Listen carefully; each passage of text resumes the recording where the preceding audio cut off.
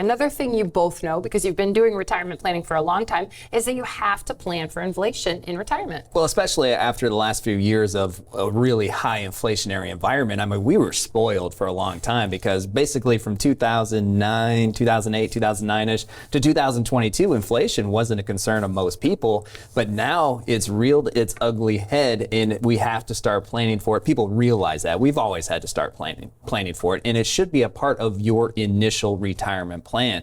There was a time a couple years ago, somebody came in for a plan and he was a do-it-himselfer. He'd always done his own planning. He brought his plan with him and it looked really good. In fact, he had excess money at the age of 100, like we've been talking about. But then when we built the plan together, we showed him running out of money in his early 80s. The main difference between the two plans, he didn't account for inflation.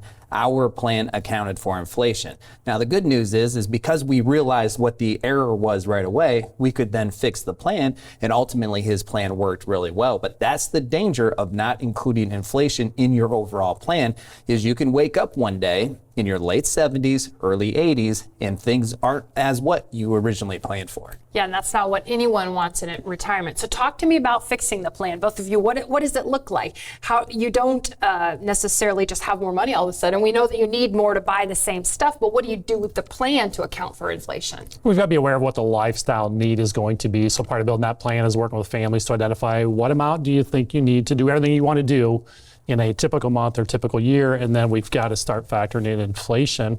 And then we've got options, so based on what the plan's telling us, one thing, we could just spend less. Not too many people. That's fun. It's not fun, just like inflation's not fun. Not too many people want to do that, especially when we talk about these go-go years where people maybe want to spend more.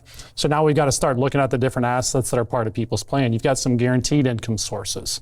Most private pensions don't have an inflationary piece to them. Some might, but most don't. Social Security is nice because you do have that COLA, that inflationary component to Social Security. So we want to be aware of that and know that that's going to increase year after year. And then we've got to fill in the rest of a person's lifestyle need by taking distributions from their balances. And that's where the inflation can have the big impact, is if your lifestyle is going up, that requires you to take more out of your balances to cover your lifestyle need. Well, what if we're in a down market at that point?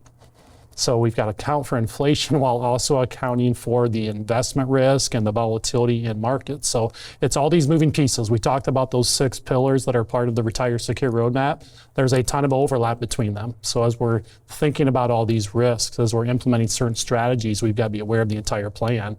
And as we're addressing inflation, there's going to be an impact on income and investments and all those pieces. And there are so many different ways you can account for inflation. In the online Journey to Retirement workshop, Chawn and Sue account for it in so many different ways. By optimizing their Social Security, they added an extra $90,000+ over the course of their retirement. That helps them plan for the higher cost of goods and services later down the road. By building a recession-resistant portfolio so their portfolio doesn't blow up and lose 30 to 40% when we go through these downturns in the market, that can also add to their spendable income to offset the cost of higher goods and services down the road. When we build their tax plan and they are able to save over $100,000 off of their retirement tax bill, that also goes into their pockets so they can spend more to account for higher cost in goods and services down the road. So all of those different ways you can account for inflation, but you have to be really intentional and customized. That's where the Retire Secure roadmap,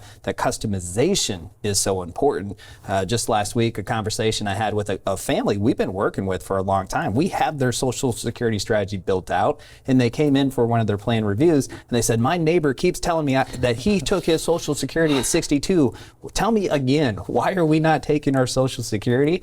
And then we looked at their plan and we showed them, here's what happens if you take your Social Security right now. Here's what happens if we stick with the plan that we built, and the long-term outcome of the plan was much better if we stick with our plan as is taking it right now, but it's different for everybody. It might have been better for their neighbor to take it at 62, but we know for them, and now they know for sure it makes more sense for them to stick with the plan, which was not to take it at 62.